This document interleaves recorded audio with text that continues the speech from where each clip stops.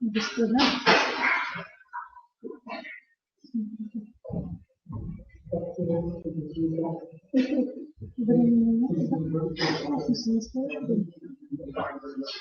Ну вот с этим нет. Ну может там такого. Но с этим не работает. Если запланировать.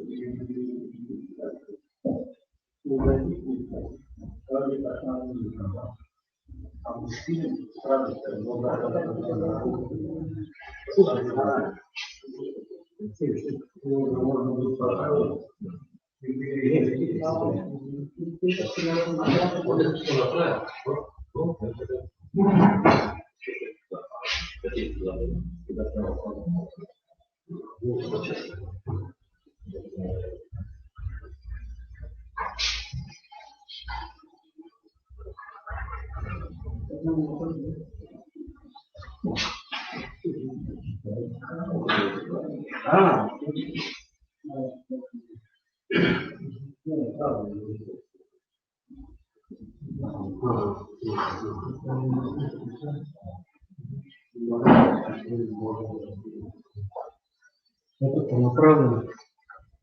Вот он сюда и ловит как раз. Вот, направлено. Не ловит вокруг.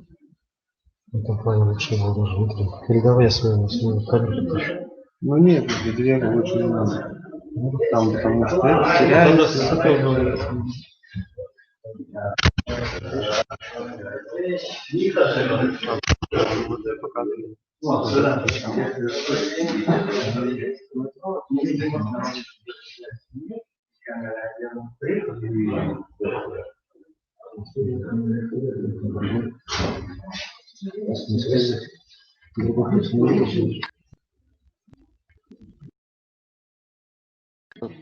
Посмотрите, пожалуйста, заставочку другую. Стоящая трубка. Оставь. Ну, у нас же уже в эфире ваш другой проект, настоящий прошлое, или в газете. Отсюда уже. Да, логотип. На экран выводите. Нет, не ставим. Покурить можно. Я говорю покурить. Да, сейчас. Смотрите, как вы там найдете. Там сейчас сделать.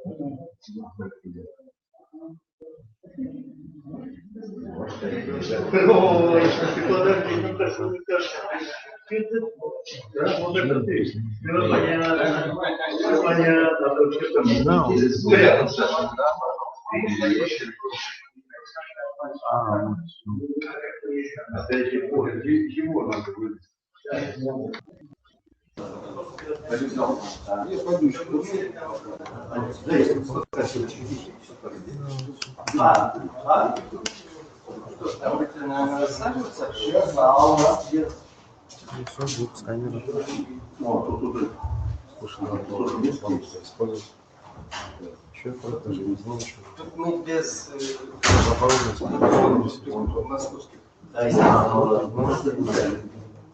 Ну, сказали за 5 минут. Даже сейчас картинку поменять. Даже сейчас вам картинку поменять просто.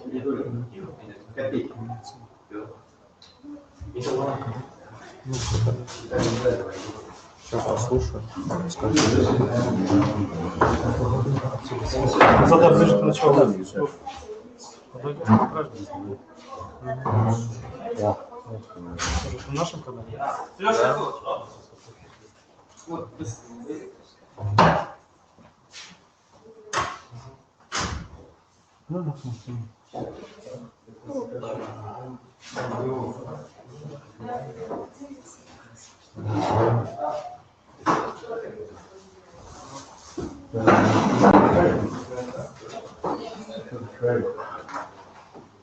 И уже готовы, да?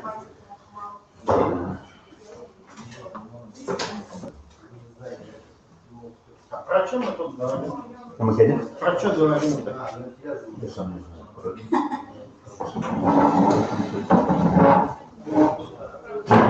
Про, наверное, молодых поэтов. Вот этот молодой поэт. Нет, Что сейчас будет Фальсификации про событий. историю и, как это называется, настоящее прошлое. Да, О фальсификации событий Великой Отечественной. да. Она так и будет из этого лица. А тут только об этом? Нет. Там Здесь, много будет. зачем? Здесь много разных тем. Да, тут уже много будет. Дай, на, еще. Вот тебе. Что-то нет. Понятно? А еще что какая-то...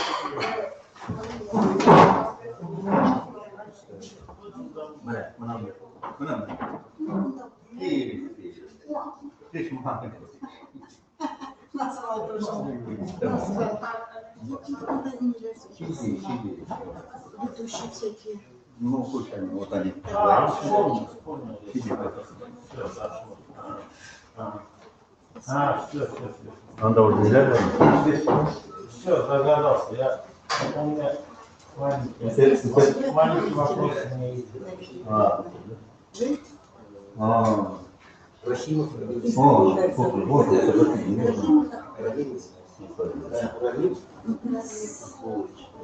Не себе. Забуду потом, но уже ничего. Да. Вы просто помните. А? Обязательно слышите. Ну, да, познакомьтесь с ним. Познакомитесь, да. С нас не знакомите, может, сами. Это мне событие.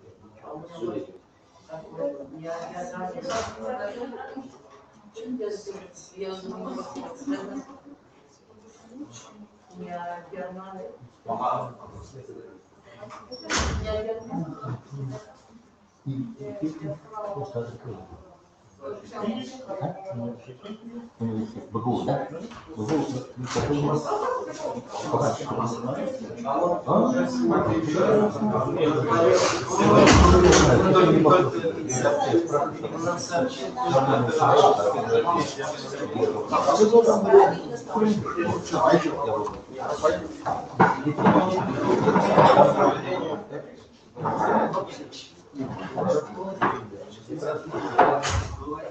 Мы вот здесь будем.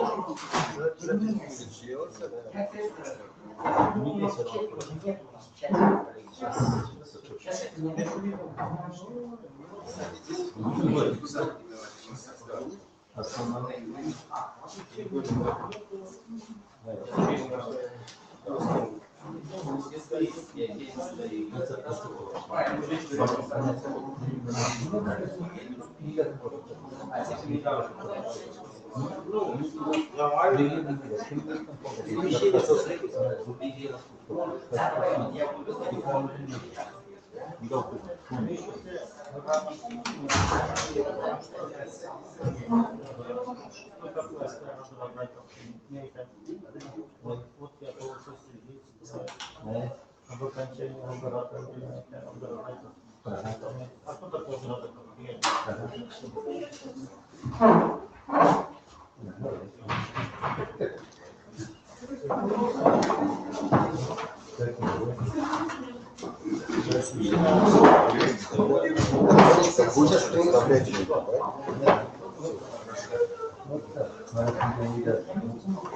Сейчас коллеги начнем. Не смело стоят.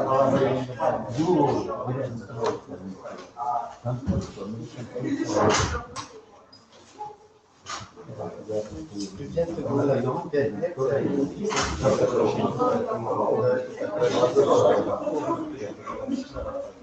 Начнем. Если кто-то стоит, то зайдут, и мы начнем.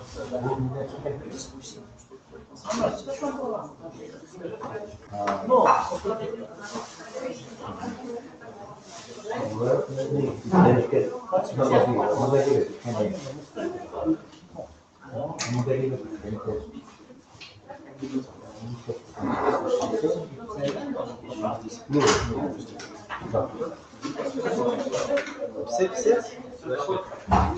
Или еще будут заходить?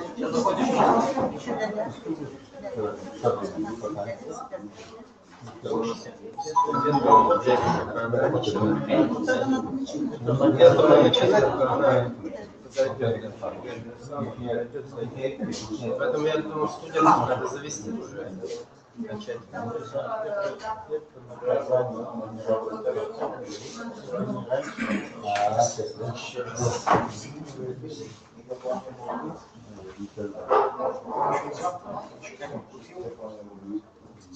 Все нормально, все поверил, все работает. Сейчас потихонечку здесь.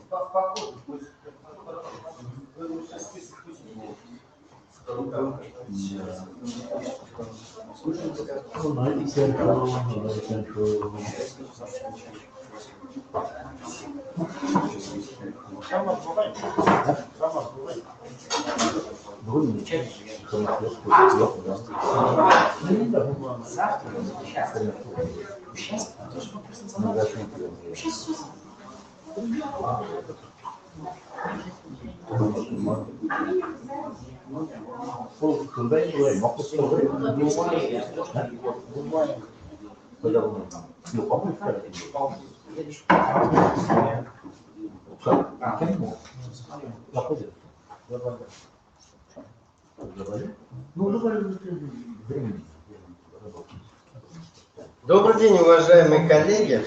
Сегодня у нас в Национальной библиотеке целый ряд мероприятий.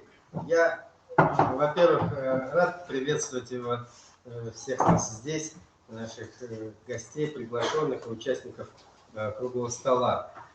Сегодня уже завершающее мероприятие нашего сегодняшнего форума, фестиваля МЦИЛи. У нас вот шел до 2 часов.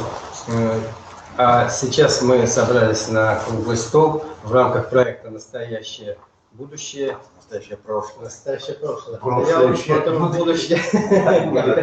Уже будущее, да? И вот тема нашего обсуждения сегодня — башкирские герои в истории России.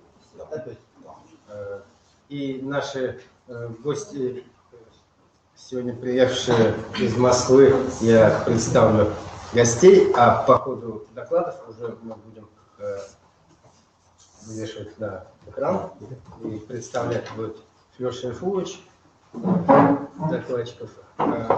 Итак, наши гости — это Чистяков Александр Александрович, администратор проекта литературной газеты «Настоящее прошлое», директор фестиваля МЦИЛи, председатель Русского литературного общества. И Копейкина Нелли Григорьевна, член Московской городской организации Союза писателей России, Российского союза писателей, действительный член Академии российской литературы и действительно член Международной академии российской словесности. А сейчас я слово предоставлю Александру Александровичу, знакомить с нашим проектом и докладом. Здравствуйте, дорогие друзья. Во-первых, я очень благодарен как у вас официально Башкирская областная, да? Региональная, национальная библиотека. Да, потому что, конечно, вопросы сохранения исторической памяти и противодействия искажению истории должны обсуждаться не сколько на экране телевизора, сколько, наверное, в таких местах, которые являются хранилищем знаний и исторической информации. Проект «Настоящее прошлое», литературная газета, проводит уже много лет, но только в этом году, в 2020-м, он получил поддержку фонда президентских грантов. И благодаря этому мы можем проводить уже региональные круглые столы в разных регионах, где мы стараемся встретиться с писателями, историками, общественными деятелями и так далее, чтобы обсудить вопросы сохранения исторической памяти. Ведь самое страшное, что может произойти с любым народом, это когда ему начинают врать про его историю. Да, вот украинцам кто-то, значит, начал сочинять, что они там были рабами москалей. Да, и Украина теперь, значит, вот целое поколение выросло, которые уже говорят на русском языке, другого языка не знают, но они не любят русский при этом. И почему-то они себя считают не русскими людьми. То же самое проблема была в Чечне в 90-е годы, да, которую, слава богу, сейчас удалось решить. Если бы чеченам рассказывали, что да, великий имам Шамиль, да, действительно герой, который боролся в свое время за какие-то ценности своего народа и так далее, но потом история распорядилась вот так, и мы пришли к единому, и мы русский — это не национальность. Национальность всегда имеет мужской род. Немец, башкир, татарин. А русский — это какой? Вот я не знаю, во мне столько крови намешано, да, у меня, да, там, 8-я татарской крови. Я не знаю татарского языка, я не могу сказать, что я татарин. Хотя прадед мой был татарин, да, но я русский, я московский. А по национальности, получается, я москвич. Я родился и вырос в Москве. Вот, собственно говоря, об этом речь. И как только людям начинают какие-то барзаписцы, скажем так, псевдоисторики выдергивать какой-то один фактик и говорить, а на самом деле было так, и люди начинают в это верить, и из-за этого возникают какие-то конфликты, какие-то проблемы. Например, нам всем вдалбливают в голову нормандскую теорию. Она у нас официальная до сих пор, что князь Рюрик был норманном и так далее. Тогда славяне, когда призывали в Новгород князя Рюрика, они себя не считали вообще отдельной нацией. Их там в Новгороде 5 наций было, в Великом Новгороде. Они призвали Рюрика. И Рюрик потом создал вот это вот единое, великое, могучее государство. Да? Если мы будем говорить об истории, чьи мы наследники? Мы наследники кого? Князя Рюрика? А может быть, мы все-таки наследники Чингисхана, потому что Великая империя, которую создал Иосиф Виссарионович Сталин, если мы возьмем страны СЭФ, это ровно те территории, по которым прошли войска чингизидов, вплоть до Албании, поход к последнему морю.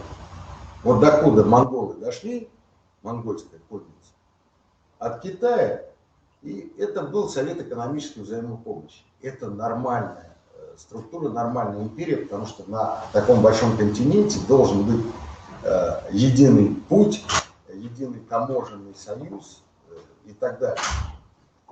И это не повод для того, чтобы заводить какие-то распри сейчас между народами. Да, вот Крым вернулся сейчас в Россию. В Крыму до сих пор живет большая диаспора тех же самых караибов. Там живут потомки готов, они вообще немцы изначально. Но это все равно русский народ. И то, что им в паспорте в советское время писали не Караим, а Крымчак, или не год, а крымчак, это не значит, они сохраняют свои традиции, свою культуру, свою религию, опять же, да, то есть Караим — это какая-то вот суперортодоксальная там иудейская диаспора, но при этом они все равно остаются русскими людьми, гражданами Российской Федерации. И вот я сейчас попрошу вот наших коллег, которые сегодня будут говорить об истории, именно о вкладе, реальном вкладе башкир, вообще населения Башкирии, я бы так сказал, потому что мне очень трудно. Я 4-й раз вот в Уфе, да, и у меня знакомых татар в Башкирии больше, чем башкир. Вот. О вкладе народов Башкирии, скажем так, в историю России. Мы единая страна, мы ее с вами строим и создаем много лет, много веков. Граждан строим. Что это был император, да, с знаменитыми башкирскими конниками пугали французов в 1812 году. На них дивились там в Париже в 1813 году. Это наша единая страна, мы ее с вами строим. Вот. И мне, как русскому ветерану, всегда интересно узнать в каждом регионе, в который я приезжаю, что люди вот этой конкретной земли, этого города, этой области, уезда, этой республики, неважно, что люди этой земли сделали для нашей с вами общей истории. Вот. Собственно говоря, на этом пока все. Литературная газета с удовольствием поддержит. Вот здесь присутствуют молодые студенты. Ребята, если вы вдруг захотите написать какой-нибудь интересный очерк, журналистский материал, эссе, публицистическую статью на исторические темы, вот, у Лялины Нурисламовны есть моя почта, есть портал «Настоящее прошлое.рф», есть почта литературной газеты. Присылайте тексты, мы обязательно вас поддержим, и эти тексты обязательно будут опубликованы, если не в бумажном варианте газеты, то на сайте литературной газеты будут опубликованы обязательно. Для вас, для молодых студентов, для людей творческих, я думаю, это будет хорошая поддержка, публикация в Центральном федеральном издании. Вот. А теперь Юлдашу Зинуровичу я передаю слово. У нас какой там порядок? Скорее всего, приветствие, потом уже перейдем к обсуждению проблемы. Вольный формат, наверное. Ну, наш престол, в общем, да. Да, может быть, пожелания будем передавать все-таки, да, если у нас.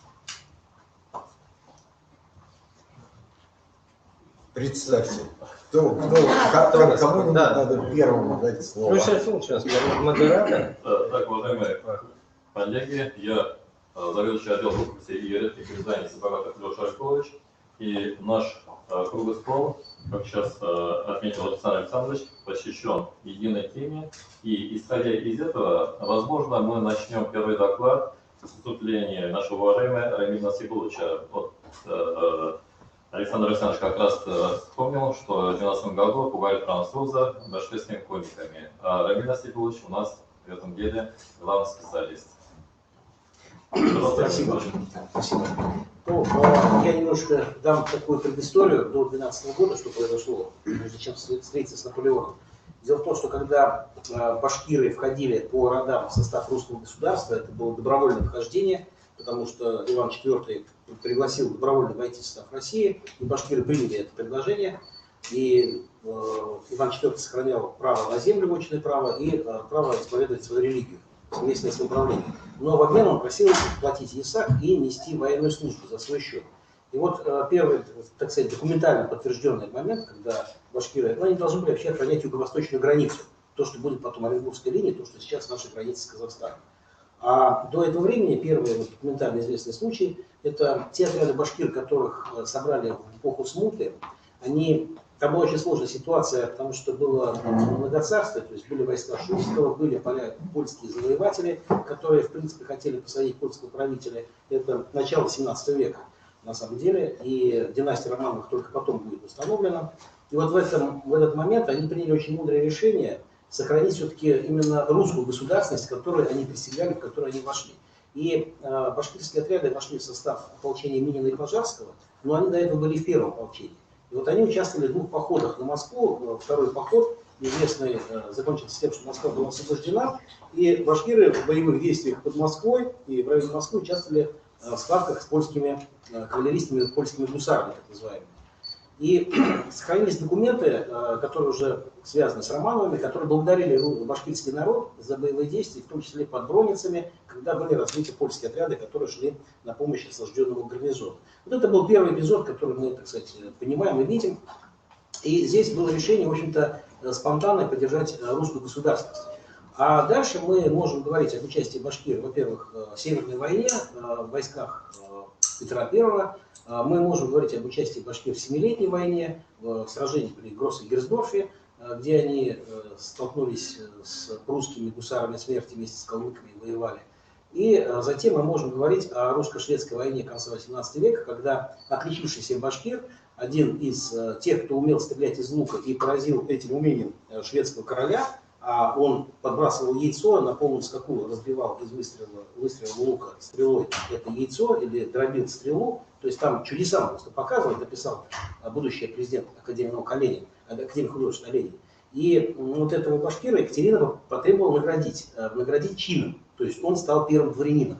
И вот с этого у нас уже весь 19 век часть башкир, которые отличились на службе, стали получать лично, потом потомственное дворянство.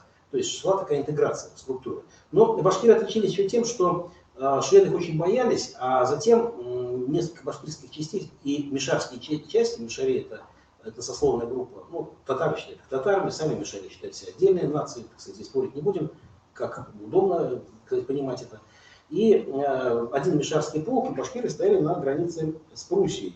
И вот в это время, значит, там был очень интересный случай, когда они значит, купили на базаре лошадь, ее зарезали, ну, поскольку они едят конину, и такой был пир горой. Пришли поляки, которые, значит, весьма так задиристо говорили о русских, что сейчас мы русских всех разобьем, и спросили, а что вы так едите лошадей, что ли? Что один из башкир сказал, да, едим лошадей, потому что команды еще наступать не было, а как начнется война, мы всех мальчиков, таких жирных, как ты, будем тоже есть. Они испугались, сказали какие-то людоеды, это была шутка, разумеется. И вот такая пошла история, что эти башкиры-людоеды, как казаки, такие страшные люди. И это была предыстория. Но затем, конечно, были наполеоновские войны.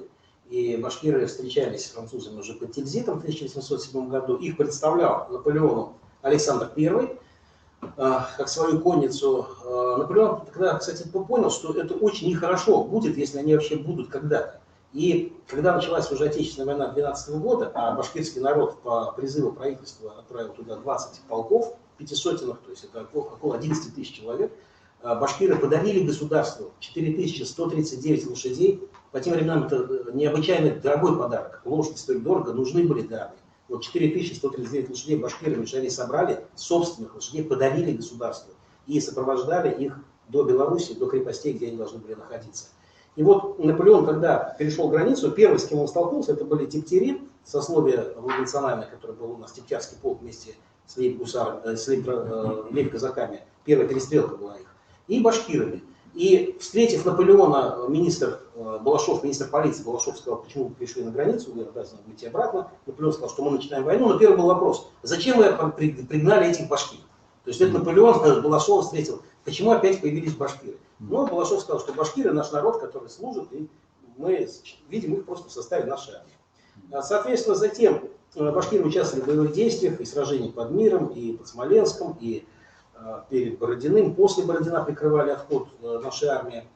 Героически сражались они в партизанских действиях под Москвой, затем преследовали Наполеона, и многие получили правительственные награды. Это ордена и знаки отличия, то есть чины. Соответственно, второй башкирский полк воевал в районе Брест-Литовска, современной Белоруссия, тоже активно действовал против австрийцев. И следующие полки, которые подходили, участвовали в разгроме Наполеона под Березиной. А потом уже в 1813 году, уже вот эти все 20 полков, которые были собраны здесь, они пошли в заграничный поход. Иногда западные авторы пишут, что башкиры это были наемники, это были дикари, которые вообще ничего не понимали, их просто наняли, они хотели грабить, совершенно очень безответственно.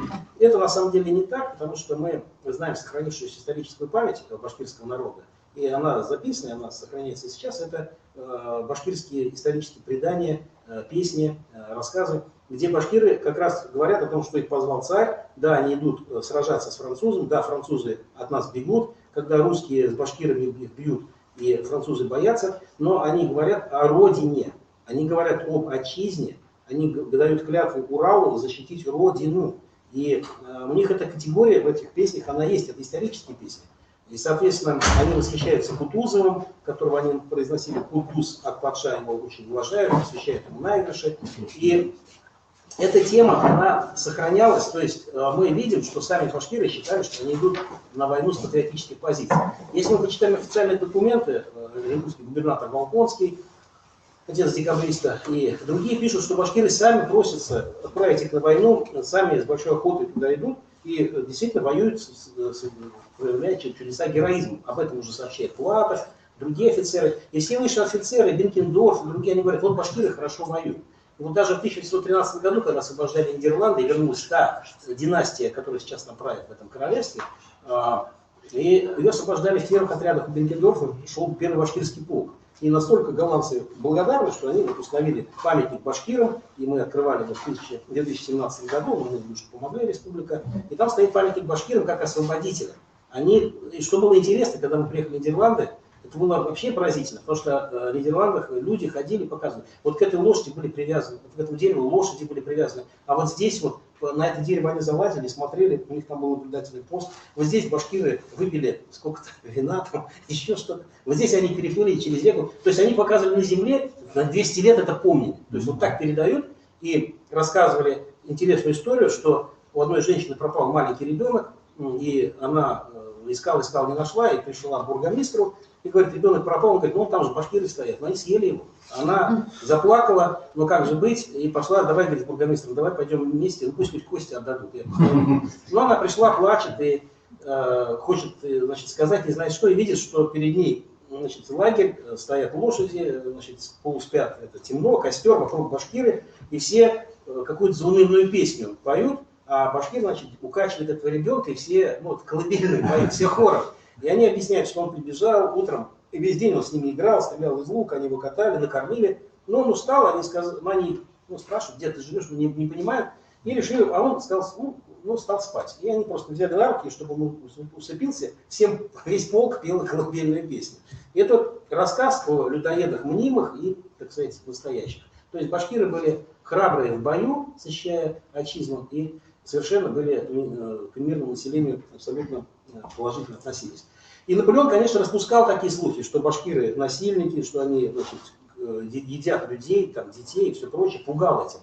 Но, тем не менее, они, совершив массу героических подвигов и сражений под Лейпцигом, и освободив Нидерланды, и боевых действиях на Франции, они вошли в Париж. И там был очень интересный момент, когда император Александр I дал указание, что гвардия будет стоять в Париже, внутри города, потому что она была хорошо одета, красиво, ею гордился. Все полки он вывел, они были раздеты, и сказал, что вот на Елисейских полях будут стоять башкиры. Почему? Ну, башкиры носили национальную одежду, у них не было единой одежды. И почему эти люди с луками и стрелами, казалось, ну, архаичным вооружением? Это был урок, который Александр дал. У меня есть народы, и те народы, которых вы считаете даже дикими, но эти народы слушаются меня. Это мои воины, они сюда пришли. Еще раз начнете, эти башкиры будут еще раз здесь. То есть вы запомните, кто это такие. И французы очень нормально относились к башкирам. И тоже парадокс был абсолютно неожиданный. У меня наша телевизионная группа делала фильм, я заканчиваю, выезжала, они попросили, где надо снимать какие-то во Франции места, связанные с башкирами. Я сказал, ну езжайте в Париж, обязательно Елисейские поля снимите, потому что там стояли башкиры. И вот они пришли, к ним подошел экскурсовод, вы, говорит, русские, я судя по языку, я вот русскоязычный француз, могу вам провести экскурсию по Елисейским полям. Пойдемте, я вам покажу, где здесь стояли дикие башкиры, покажу тропу, по которой они спускали своих лошадей поить в сено. И они начали хохотать. И экскурсовод говорит, а что не так? Он говорит, мы те самые потомки тех самых башкиров и есть. Это был такой казус.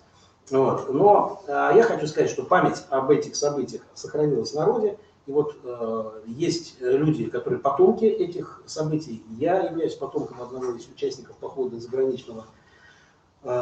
Мой прадед участвовал в этих боевых действиях. И мы, когда отмечали торжественное 200-летие этой войны, здесь у нас в Башкирии, было официально у нас прохождение потомков, которые, в общем, доказывают документом, что они наследники той великой традиции воинов. А потом эта традиция, конечно, перешла уже и в другие, так сказать, эпохи. И не случайно в годы Великой Отечественной войны всегда вспоминали об этих подвигах, потому что эти подвиги были совершены ради России, башкиры выступали за Россию и ради российского государства, а не ради того, что иногда рисуют как людей, которые пытались получить какую-то личную наживу. Нет, люди, наоборот, башкиры теряли своих, погибало очень много, но они сражались за то, что есть российское государство. Вот это очень важный момент. И тоже очень интересный момент. После того, как закончилась война, Александр I награждал воинские части георгиевскими знаменами, там прочее, и он выделил только 2 благодарности войску целому. В 1817 году он подарил георгиевское знамя Донскому казачьему войску за подвиги, оказанные в изгнании неприятеля в 12 году, то есть всему войску. И в 1716 году он объявил монаршее благоволение башкирскому и мещерякскому народу за подаренных лошадей и знамя Наполеона из пределов России. То есть вот 2 благодарности и регулярному войску и народу, это башкирам 1716 и донским казакам в целом, хотя там отдельные полки тоже получили знамена, но всему войску в 1717 году. И совсем уже завершая, скажу, что императорская семья всегда это помнила. И вот когда создавалась в Петербурге в Зимнем дворце галерея, посвященная Зимнему, то есть в войне 12 года, там 200 портретов генералов, тех самых генералов, которых Пушкин писал предводители наших народных сил. И там есть 2 больших полотна, Бородинское сражение и Березина. Эти полотна, когда рисовал художник, Николай I лично указывал, кого нарисовать, как и какого конкретного человека, генерала, и что должно быть нарисовано. Он был цензором этих картин, это известно. И вот в Березине, в правом углу и на переднем плане нарисован башкир в такой характерной шапочке, башкирской, суконной, мохнатой, подбитой, на пятнистой лошади, и он пикой вскрывает ларец, из которого падает карта завоевания мира Наполеона. То есть вот здесь он в этой картине попросил, чтобы башкир показал, что ты хочешь завоевать весь мир, вот мой башкир пикает, твою карту выкидывает куда-то. А сбоку показаны национальные конницы, крымские татары, калмыки и башкиры, которые скачут, причем у одного из них, он, видать, убил француза, орден почетного легиона, эту звездочку пятиконечную, то есть крестик пятиконечный, прикрепил к уздечке лошади, на лбу она видна, то есть наградил свою лошадь за героизм французским орденом. То есть царь это все контролировал, сказал, что только вот так должно быть изображено. То есть мы видим, насколько эта память сохранялась и была. И когда потом была реконструкция в 1939 году, он тоже пригласил башкир на Бородинское поле, и там уже звучала исламская молитва. То есть поле было освящено башкирским муллой после сражения в 1739 году при Николае I.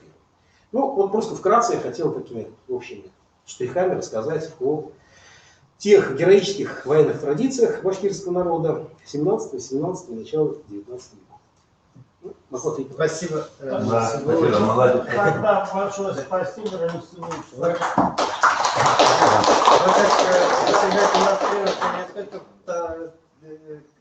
Несколько хорошее знание своего дела, но и талант рассказчика.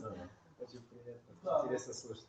Фарид Ахмадиев, я, конечно, большой поклонник именно науки и популяризаторской такой, деятельности Рамиля Семеновича. И хотел бы спросить, вот вы историк, вы пишете, вы находите новые документы, новые картины, да, о Башкирии, иллюстрации к этому, да. Вы участник, вот этого организатора, вот этого уфимского полка, допустим, да, вот это все сохранение истории. Как историк, насколько вы довольны? Ваши книги являются сегодня учебниками для нашей молодежи? Изданные, не изданные? Вот эта тема. Это, так сказать, к какому действию должен прийти, так сказать, наш сегодняшний наш сегодняшний круглый стол. Что мы должны сказать? На каком уровне сегодня издание этих необходимых, свежих, хороших учебников истории? Ну, если говорить об учебниках истории, это отдельная тема по учебникам, а в целом, конечно, эта тема вообще посвящена учебникам. Начнем с этого. Второе, то, что у нас в республике эта тема неплохо достаточно представлена, то есть у нас была хорошая издательская программа Китапа, и мы подготовили совместные альбомы с картинами современников тех событий и тексты, и Надышев нам подготовил башкирский фольклор вот на эту тему. И на самом деле тема представлена. Я говорю о том, еще были публикации моего учителя Анвара Закировича Судьярова, выдающегося историка, конечно, и Абу-Бакира Нурьевича Усманова, его учителя, это выдающиеся историки советского периода, но они очень глубоко работали, и я, конечно, горжусь этими своими предшественниками. Но, к сожалению, бывает у нас в интернете висят вещи плагиат, вещи абсолютно поверхностные, иногда люди так это схватывают и считают, что так ошибочные версии бывают. Ну, что поделаешь, надо работать, но в целом я бы не сказал, что тема заброшена, забыта. Она сохраняется в народном сознании. С нами на реконструкции мы ездим с башкирскими ребятами, которые конный полк. Вот сейчас на Малоярославец собираемся ехать, поедем и на Дрезден, на Лейпциге мы были, и в Бородино участвуем. То есть тема сохраняется, молодежь ею занимается. Нормально, я считаю. Спасибо. Ну, не только молодежь, наверное, старые тоже. Да, у нас разные. Но мне интересно, чтобы была молодежь. Потому что надо передавать опыт. Нужно передавать поколение с поколения, должны передавать эту историю. Тема живая, значит. Да, у нас тема живая. И я очень доволен этим, что у нас, в принципе, в республике это и поддерживается, кстати, хочу сказать. А потом еще вне республики ваш друг, этот Асфатуллин Салават. Я не буду говорить о грустных вещах. К сожалению, это плагиат, и всерьез рассматривать это я не собираюсь. Мы сейчас просто можем куда-то слишком сильно углубиться. Да? Не, давайте, не углубиться, время все-таки у нас ограничено. Да, но это у вас какой-то разговор, я так понимаю. Да. Поэтому давайте сейчас, все-таки я в первую очередь хочу дать слово именно историкам, профессионалам, ученым. Да. Историкам есть такое слово Казанчееву Александру Дмитриевичу, кандидату исторических наук, ученому секретарю Института истории языка и литературы.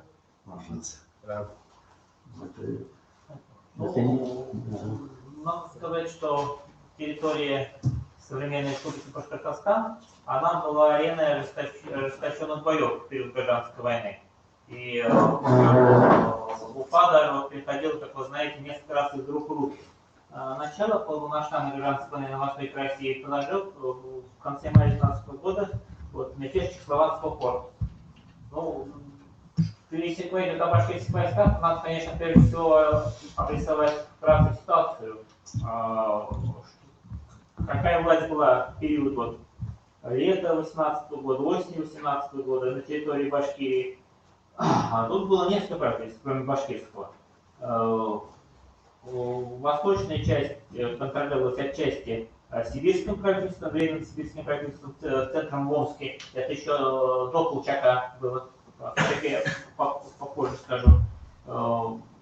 Западная часть контролировалась, в том числе и Уфа, контролировалась Камучем. Ну и тут, естественно, также было и башкирское правительство. Да, а на юг контролировалось правительством Дузова, Оренбургского правительства. То есть тут было несколько антибольшевистских правительств. И вот эта вся такая ситуация, она была очень влияла, конечно, на вопрос военный. В частности, башкирское правительство взаимодействовало тесно с разными этими правительствами.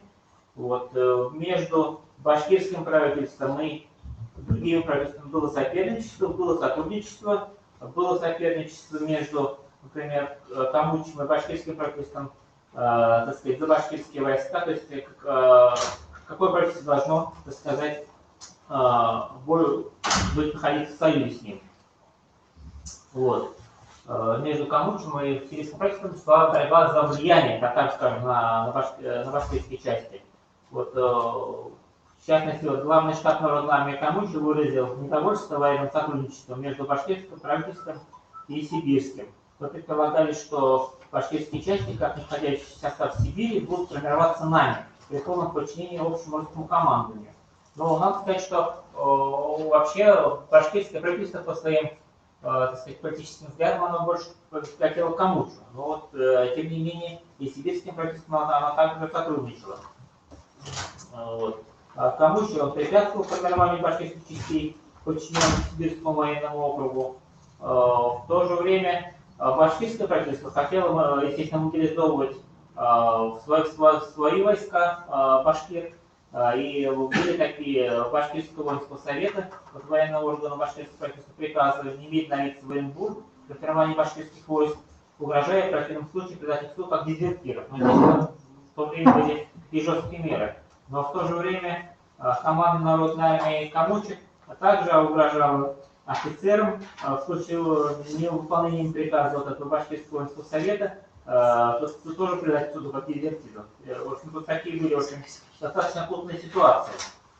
Ну, что касается населения, как оно шло в армии, конечно, вот, разные точки зрения есть. Вот, часто можно слышать в публицистике, в историографии, что население в основном поддерживало красных там, или белых наоборот. Но вот известно, что когда в 2018 году в русском уезде красные пытались мобилизовать, то были волнения крестьян, причем как русских, так и башкир. Вот, и там дело дошло до применения войск. Что касается вот, тех источников, на которых я опирался, вот, был такой агитационно-вербовочный отдел Народной армии Камучи. Там были документы агитаторов, которые сообщали о настроениях населения, как они хотят идти в армию или не хотят. И поскольку у нас край многонациональный, там были агитаторы мусульмане, вот, которые агитировали татар-башкир. Вот, и вырисовывается такая картина. Вот я посмотрел разные документы, что по русскому населению, как татарскому, что по башкирскому, что в основном они к мобилизации относились положительно. А добровольцы не шли. Вот это, кстати, момент очень интересный. Это вообще касается всей, вот, как сказал, всероссийской историографии. Часто вот говорят, что вот, белые мобилизовывали, а добровольцев никто не шел. Но вот, опять же, на местных материалах я отмечаю, что люди разной национальности всегда отмечали вот такой момент, что население опасается вместе добровольцам, вот из доклада вот, агитаторов и их семьям со стороны большевиков в случае победы последних. То есть надо представить себе, что фронт тут был рядом совсем. Вот рядом стали красные, тут белые. Здесь население, оно боялось этих добровольцев и говорили, вы нас лучше мобилизуете. Вот это исходите из документов, которыми я владею. Ну, дальше тут башкиры воевали так же, как татары на стороне красных. Это тоже достаточно известный факт. Это началось сразу тоже с восстания Чехословацкого корпуса уже с конца мая 18 года. Вот. Вот что касается оценок со стороны, например, вот командующий Уральским корпусом генерал-лейтенант Ханжин, это белый, он благодарил башкирские молодцеватые части за их работу, беззаветную преданность святому делу. Вот. Начальник Чехословацкого корпуса также сообщал полковнику Федчику, в последних боях башкир вели себя выше всяких похвалы и зарекомендовали себя надежными солдатами. Вот. Если говорить о башкирских частях, вот именно подчиненного башкирскому правительству, то здесь, конечно, основным трудом именно вот не по башкирскому национальному движению, не по башкирским частям являются вот, труды Таймасова. Вот. Если же говорить о башкирах, которые отступали на восток, вот это в башкирском белом движении была диссертация, которые отступали на восток сторонниками Курмгалиева, то здесь была диссертация Багудинова, который вот впервые поднял архивы Омска, Дальнего Востока, так же как вот Таймасов впервые поднял архивы Российского государственного военно-исторический архив, он как называется, в Москве. Тоже вот были впервые подняты архивы. Вот. И то есть башкиры воевали на стороне красных, на стороне белых, на стороне, так сказать, собственно, башкирского правительства. Воевали на территории Башкирии, Средней Азии, уже потом, когда Башкирия пришла под контроль красных, там они воевали в общем, из Польши, и много где. То есть такой разброс был очень большой. Ну, здесь надо сказать, вот диссертация у меня в свое время была защищена в данными научной территории 2017 года. Вот. Она, конечно, еще в политической обстановке, она была достаточно такая запутанная. Вот на моменте перехода башкирских войск на территорию, на сторону Красного, хотел бы остановиться. Здесь у нас в Уфе происходило в сентябре 2017 года такое событие, как Уфимское государственное совещание. Вот. В нем принимало участие башкирское правительство. И целью этого совещания было создание единого антибольшевистского военно-политического центра. Как я только что сказал, вот эти все трения между различными правительствами, они объяснялись отчасти тем, что было много правительств. И смысл был совещания в том, чтобы вот у большевиков одно, у нас много правительств, создать одно правительство. И там обсуждался такой вопрос, что по требованию директории, вот это будущее правительство, вся власть должна быть передана ей. То есть их правительство предполагалось упразднить. Там также обсуждался вопрос и о будущем устройстве России. И было принято решение о желательности устройства России на федеративных началах. Здесь вот эсеры, меньшевики солидаризировались с национальным правительством, в том числе и с башкирским. Но это, как говорится, было дело еще, несколько такое отдаленное, после окончания гражданской войны. И вот когда образовалась директория, еще до еще не Колчак, она издала указ о упразднении всех правительств и сообщении всей своей власти в своих руках. Этому указу не подчинилось и башкирское правительство, и Совет управляющих ведомств Камучи. Тут тоже очень интересный момент. Что это Совет? Совет — это некий такой деловой кабинет при Камучи, который после занятия Самары Красным переехал в Уфу и остался здесь. Но статус был не совсем понятен. Вот они, я смотрел документы вместо Москвы, там телефонные переговоры между эсерами, директорами и местными эсерами. Там говорили так: мы хотим, чтобы хоть небольшой уголок демократии сохранился на нашей территории. И Совет управляющих Камучи поддержал также сохранение башкирского правительства. В общем, тут такая достаточно была запутанная история, и Колчак уже, естественно, продолжил линию директории, хотя сам же он ее сверх директории, что, наверное, существует единое правительство. И вот отсюда и возник вопрос о переходе, потому что Совет управляющих Камучи хотел поднять восстание в районе Уфы против Колчака, а башкирское правительство хотело, опираясь на свои силы, поднять восстание против сторонников Колчака атамана Дутова, который поддержал Колчака. Вот, в общем, никто, опять же, я опускаю эту подробность, никто и другое восстание не удалось, и поэтому у башкирского правительства не осталось другого выхода, как перейти на сторону красных. И вот этот процесс, что интересно, он, конечно, смотреть, опять же, в всероссийском контексте, потому что тогда, когда велись переговоры у башкирцев с большевиками, в этот же период в Уфе велись переговоры эсеров-меньшевиков, тоже с большевиками, что необходимость создания единого фронта революционной демократии против реакции. И если посмотреть это постановление башкирского правительства, посмотреть постановление эсеров меньшевистские, то они очень похожи. То есть это, на мой взгляд, я смотрю несколько под своим углом зрения, хотя на несколько материалов занимался история общероссийской, это была общая тенденция. То есть левый фланг антибольшевистского лагеря, он перешел на сторону большевиков. И вне зависимости от национальной принадлежности, такой был водораздел. Вот. Более правые стали поддерживать Колчака, более левые стали поддерживать большевиков. Вот такой произошел раскол. Что касается большевистской власти, то им, конечно, были нужны башкирские войска. Хотя, если по масштабам Отечественной войны, там, башкирских войск было там не очень много, занимались там разные цифры, но в то время вообще не было такого гражданской войны, как мы говорим, брат на брат пошел. Вот такой военный историк написал: представьте себе огромное пространство от Поволжья до Дальнего Востока. То есть огромный фронт, это не российско-советско-германский фронт. И там воюют несколько сот тысяч человек с обеих сторон. Это взятие с июня 2018 года. И среди этих нескольких сот тысяч человек, там десятки тысяч чехословаков, там тысячи латышей, эстонцев, там китайцев. То есть это не было такой массовой войны, потому что население устало от мобилизации, от войны, гражданской, мировой, население наступила такая тенденция деполитизации, после февраля все ходили с красными флагами, потом равнодушие, плюс голод. Вот если на местных документах посмотреть, писали местные сводки УЧК.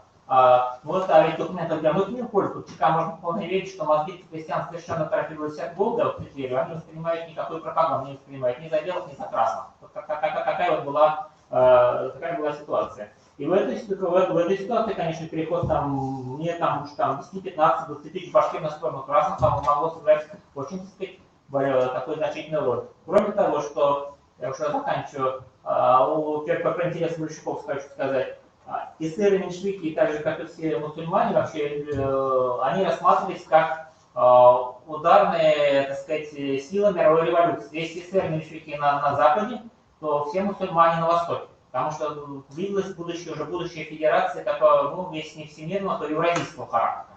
Вот это такой момент надо учитывать. То есть, вот, говоря о переходе, ну, я бы сказал, нужно учитывать не только интересы башкирского правительства, желающих сохранить свою автономию, но и общероссийский, и даже общемировой контекст, как бы это немножко громко не прозвучало. В общем-то, у меня все, потому что тема очень большая. Спасибо. Большое спасибо, Александр Дмитриевич.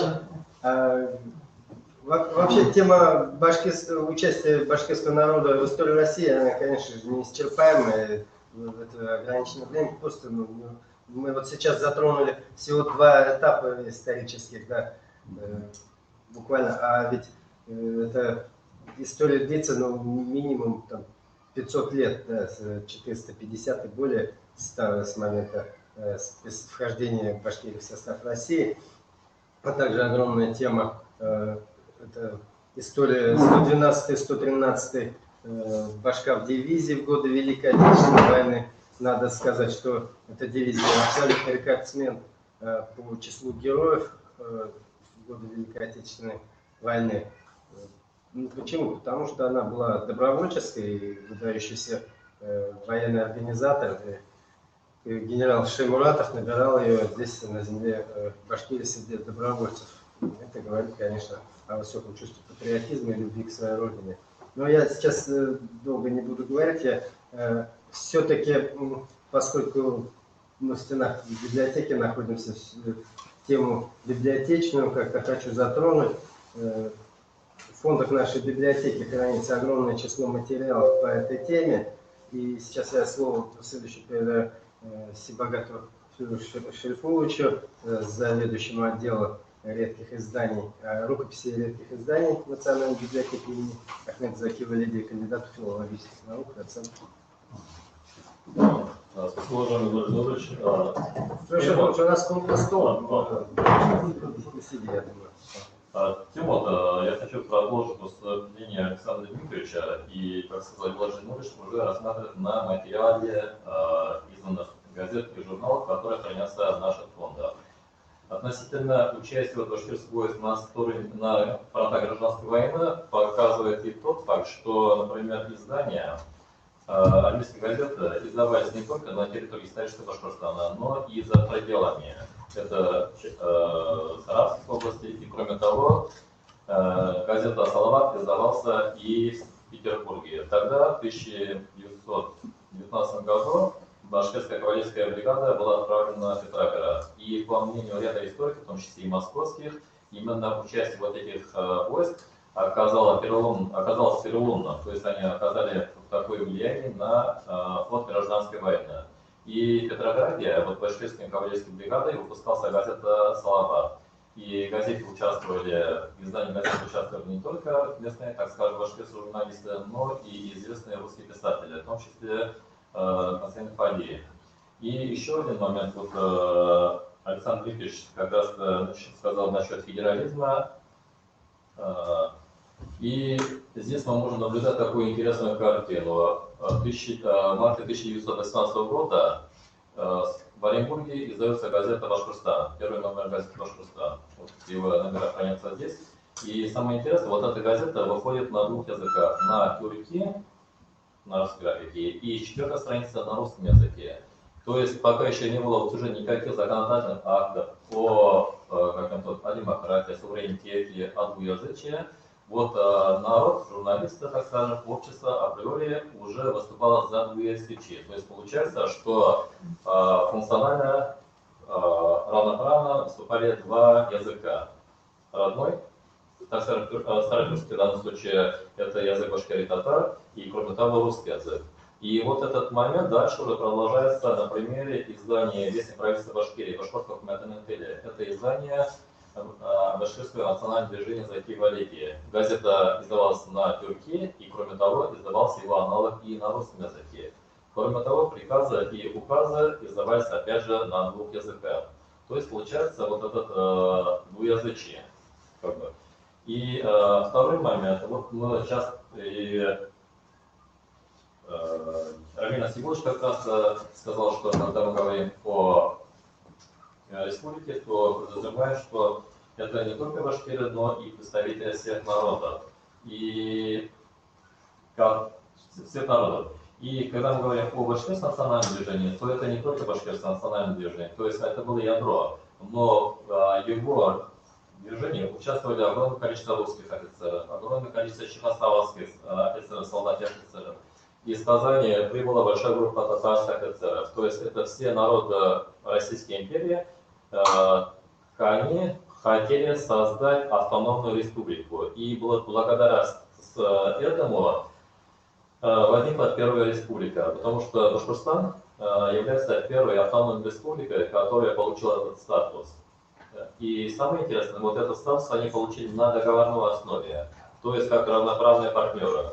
И уже потом, через год, в 2020 году, начали появляться и другие автономные республики, но они уже стали появляться именно на условиях Москвы.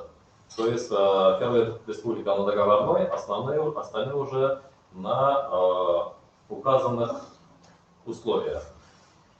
И дальше вот эта традиция, то есть традиция участия в военных действиях уже продолжалась в годы Великой Отечественной войны, о которой говорил Гудаш Демонович, что упомянул, что башкирская кавалерийская дивизия является абсолютным рекордсменом среди сухопутных войск, и тем более среди большая часть героев-кавалеристов, удостоенных звезды героя, приходится именно на эту дивизию. И кроме того, в наших фондах хранятся большая часть номеров газет «Адулатlar», это «Красные конники», орган башкирской кавалерийской дивизии. Она издавалась с конца 1942 года по 1943 год.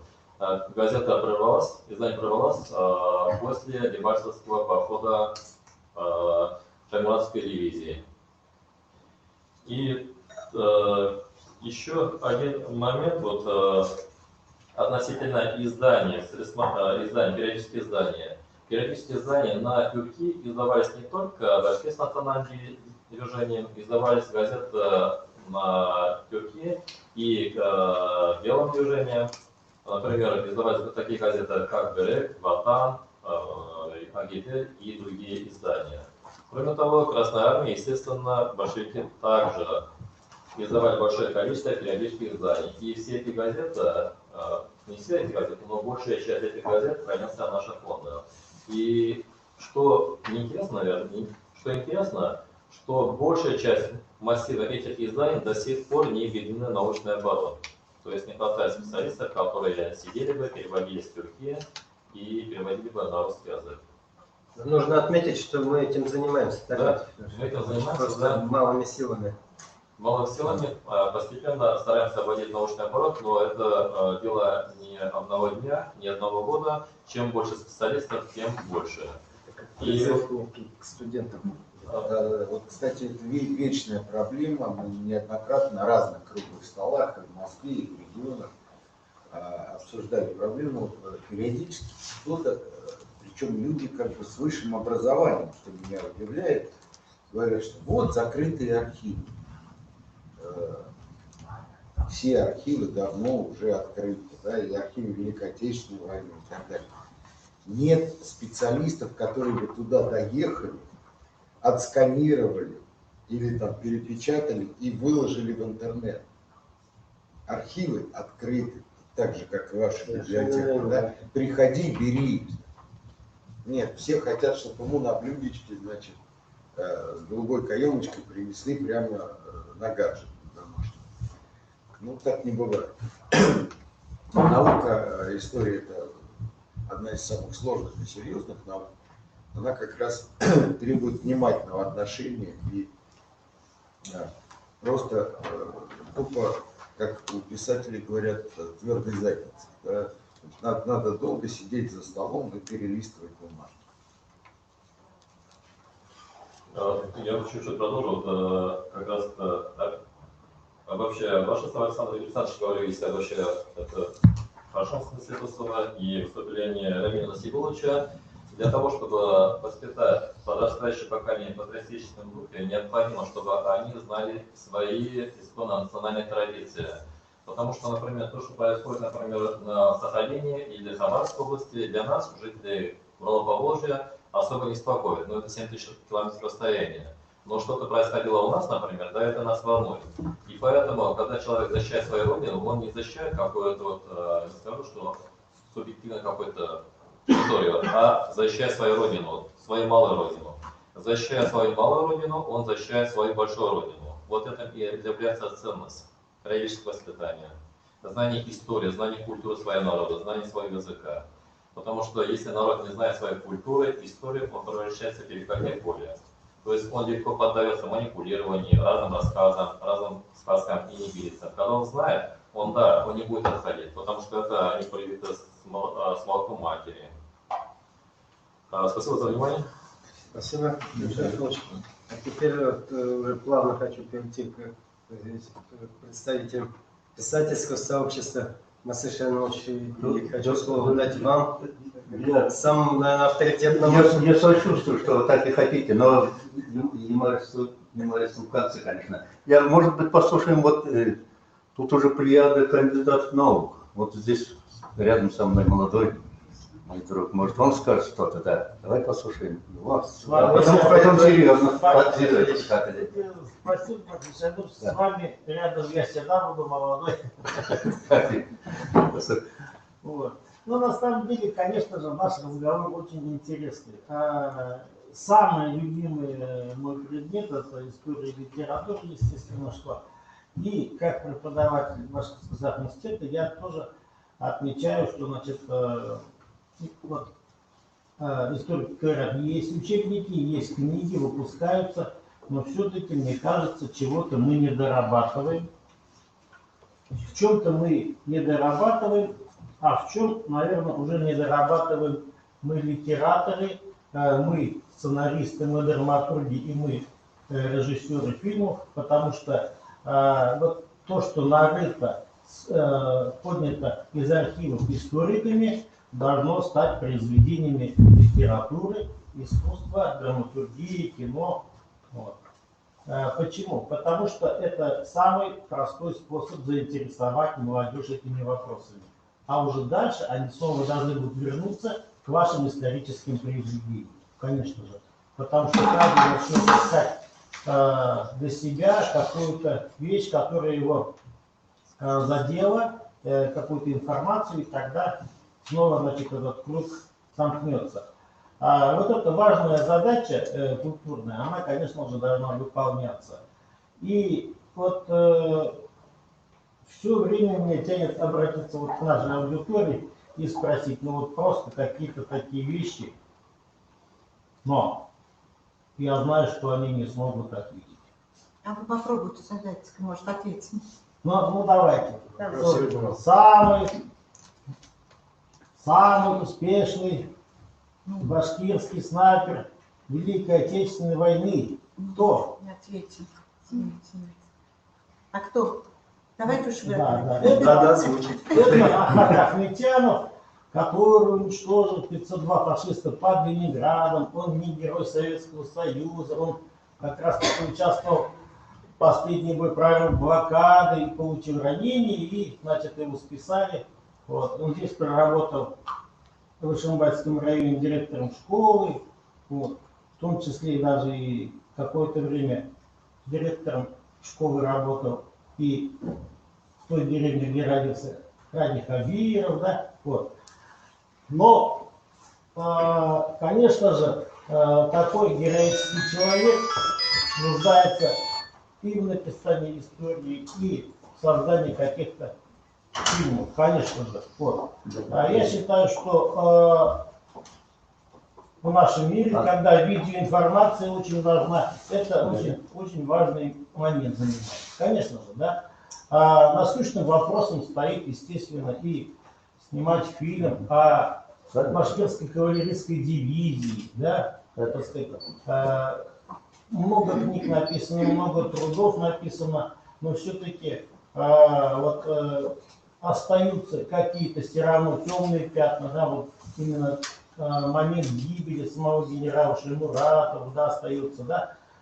И хорошо, вот как получилось, что у нас, значит, герои не забыты, и указом нашего президента Путина стал героем России наш генерал. Действительно, это большая для нас радость, это гордость, да. Вот, опять-таки, нам нужно это произведение, нам нужно это кино, потому что мы хотим видеть, мы хотим воспитывать наших детей на этом примере. Служение общей родине, опять-таки, да, вот. Гордости за своих отцов и так далее, и так далее. Вот много таких моментов есть, где мы все-таки, я считаю, в нашей республике не дорабатываем, потому что еще вот такой же момент, мы говорили и вот о революционных событиях, событиях гражданской войны. Лично сам я в 2017 году перевел книгу «Роман», 400 страниц Галина Кисамова, вот, «Казаки вылили февральский буран», но на русский язык она не издана. Когда она будет издана? Когда эту книгу о создании башкирского войска, башкирского правительства, о переходе, опять-таки, художественная книга, да?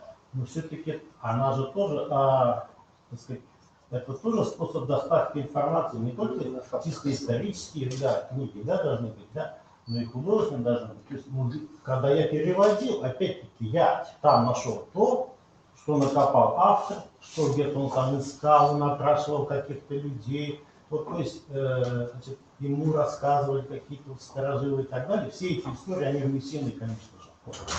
Ну, собственно говоря, извините, если я перейду, действительно, большинство людей все-таки историю как науку не изучает вообще. И обычный человек, даже с высшим образованием, ну, там, экономическим, математическим, физическим и так далее, он об истории знает только по романам. То есть, да, мы знаем то, про что писал Вальтер Скотт, про что писал Александр Дюма и про что писал Валентин Пикуль. Вот. На трех писателях зиждется знание истории среднего россиянина. Вот.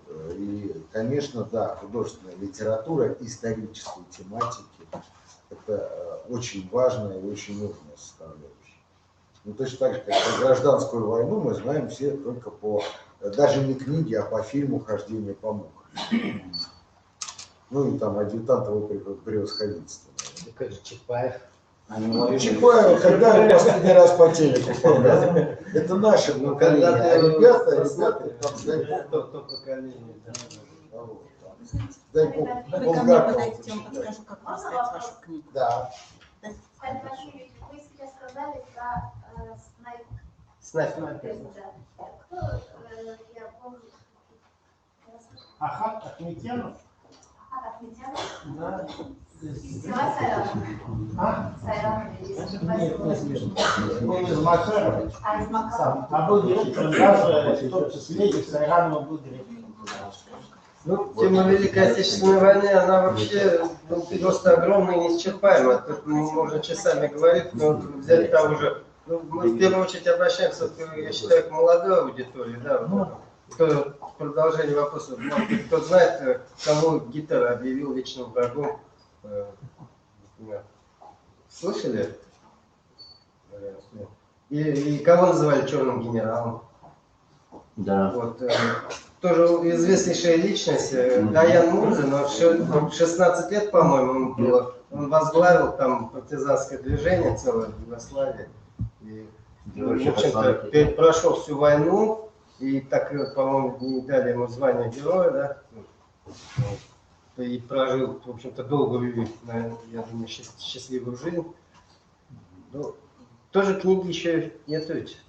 Это в какой-то мере обращение к писательскому сообществу, что, наверное, такие книги нужны действительно по художественной литературе, по фильмам. Теперь больше узнается мир.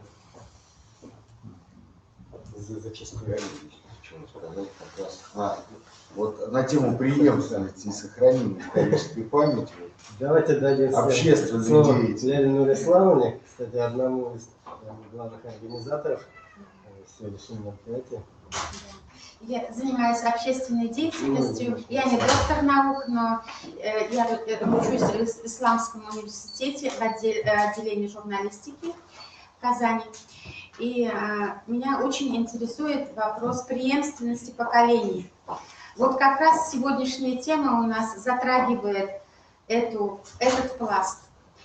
Преемственность поколений – это краеугольный камень, правильно? Основа государства, целостности государства, его безопасности. И, к сожалению, в данный момент у нас есть тенденция среди молодежи, размываются эти ценности. И по данным исследования, существует несколько поколений, образ жизни и мысли которых обусловлены резкими социально-политическими переменами. СССР, СНГ, Россия. Несколько систем ценностей, что обостряет конфликт поколений и не позволяет молодежи сформулировать устойчивую идентичность. Молодые люди отвечали на вопрос. Для молодого поколения одни ценности старшего поколения являются близкими, а другие ценности далекими. По вашему мнению, какие ценности старших для вас сегодня являются близкими? И вот как видно по результатам исследования, такие ценности, как уважение к культуре, истории своей страны, коллективизм, любовь к родине, не входят в число приоритетных в сознании современной молодежи. И это очень даже настораживает. И, как правильно сказали предыдущие ораторы, нам нужно активнее уже работать над этим, да? Хорошо, что мы, значит, анализируем историю, богатый опыт у нас, но вот эта преемственность на сегодняшний день у нас немножко, сказать, если своими словами, хромает, правильно? Вот. И поэтому это грозит ослаблению нашего государства. Мы не должны этого допустить. Вот. Но в то же время,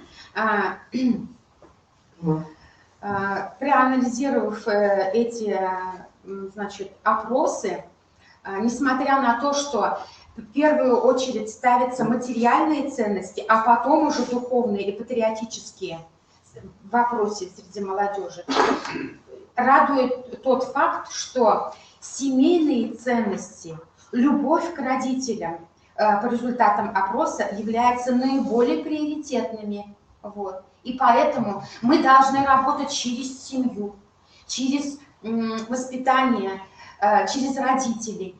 Вот как раз наша общественная организация совместно с Академией русской словесности, совместно с Александром Чистяковым, да, Русское литературное общество, потенциал нации. Вот. Мы работаем как раз над этой преемственностью через литературные конкурсы. Что получается? Дети пишут, они вот, мы сейчас провели конкурсы к 75-летию Победы.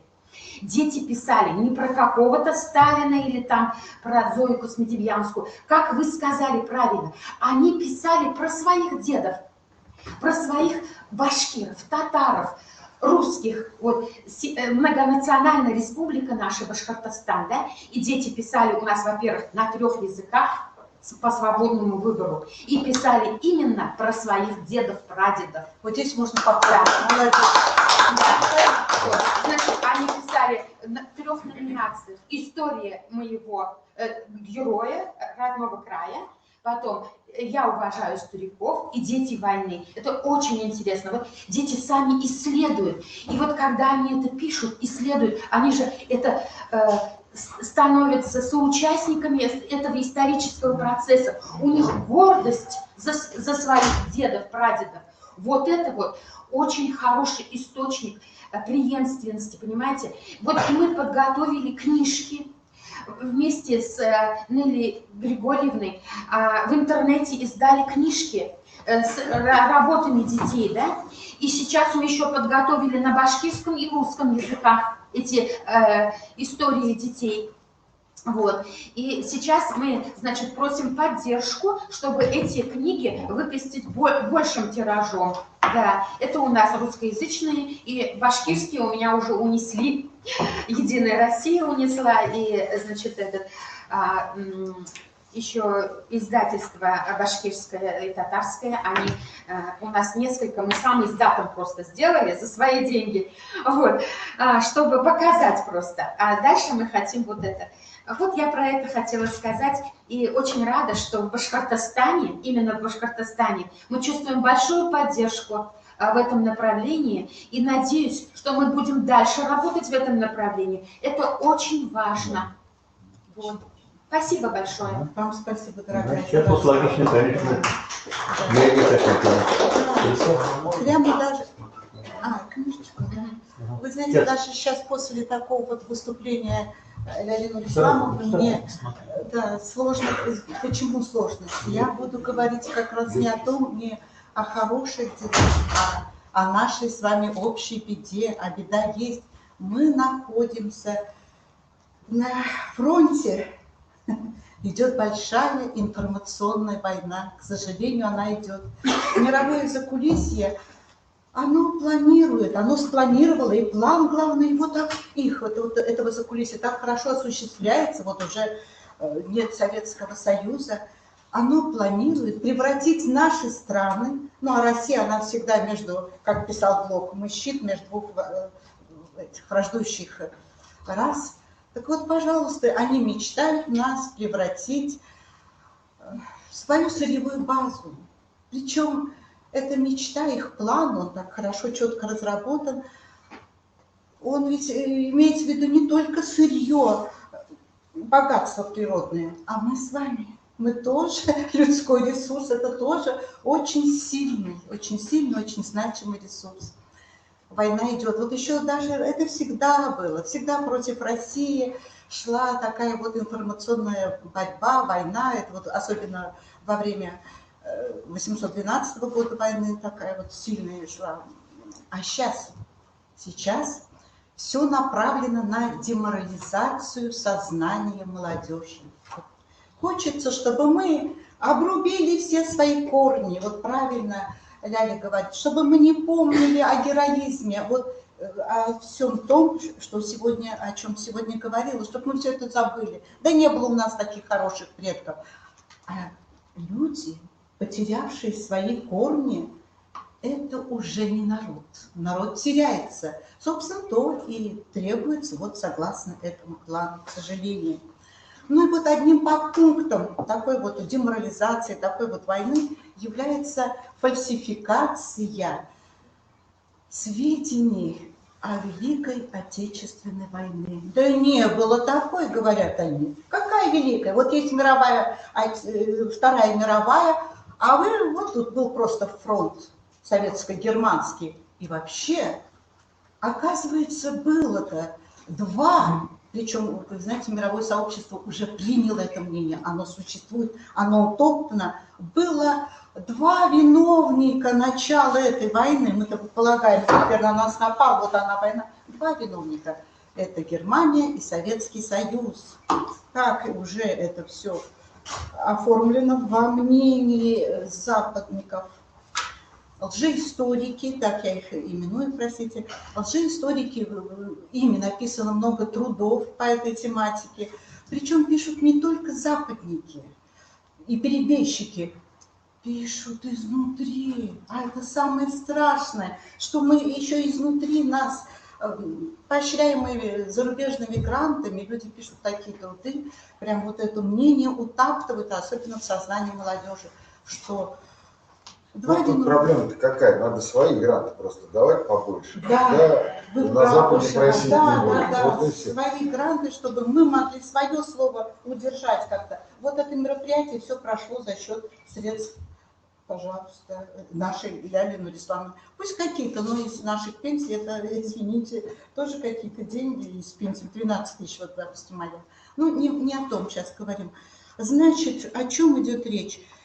Два виновника, каким образом? Они утверждают, что Гитлер, оказывается, пошел в опережение. Была такая вот, оказывается, легенду такую разворачивают. Ну, эта легенда Нет, известная, она известная. обсуждается в историографии Еще еще там обсуждается. со времен первых книжек Резунат, который Виктор Сулук. Утапчивать. Нет, она утапчивается, уже утопталась практически. Ну, что якобы стали. они ее будут. Есть какая-то часть людей, которые продвигают. Я просто, да, мы сами в этом виноваты. Чем чаще мы это обсуждаем в средствах массовой информации и так далее. Ни одно западное СМИ не читает русскую прессу. А почему мы читаем их прессу? А мы не прессу их читаем. А не надо читать их прессу, Это не пресса, это озвучивая их бредовые Хорошо. идеи в научных трудах, озвучивая сейчас Александр, здесь. вы позволите мне дослушать? Да, конечно. Мы же как раз говорили об учебнике. Это уже проникло в учебники, если бы так. Дело в том, что в 2007 году ведущий издательство России АСТ, мы его все знаем, но ведущий коим образом, самые сильные, мощные, которые издают многотиражные, выпустил учебник, в котором как раз дана такая формулировка, так и сказано, и фронт вот так и назван, Советско-Германский фронт, там даже не рассматривается Великая Отечественная война, и слов таких нет. Слово «победа» уничтожено, слово «победа» заменено словом «финал». Финал войны. Да? Вот как теперь уже ставят. Это учебник, русский учебник. Я уже не говорю об учебниках Украины. Там это напрочь. Учебники Германии. Ну, ладно, вы говорите, мы туда не лезем. Хорошо, вот это у нас. Теперь Совет по развитию гражданского общества и правам человека при президенте России в 2011 году выпускает программу, согласно которой первая и главная, прямо у них подчеркнуто это в программе, первая главная задача это, сейчас скажу, перемоделирование сознания людей. Неправильно мы думаем, надо перемоделировать. Оказывается, было два тотальных общества, тоталитических общества.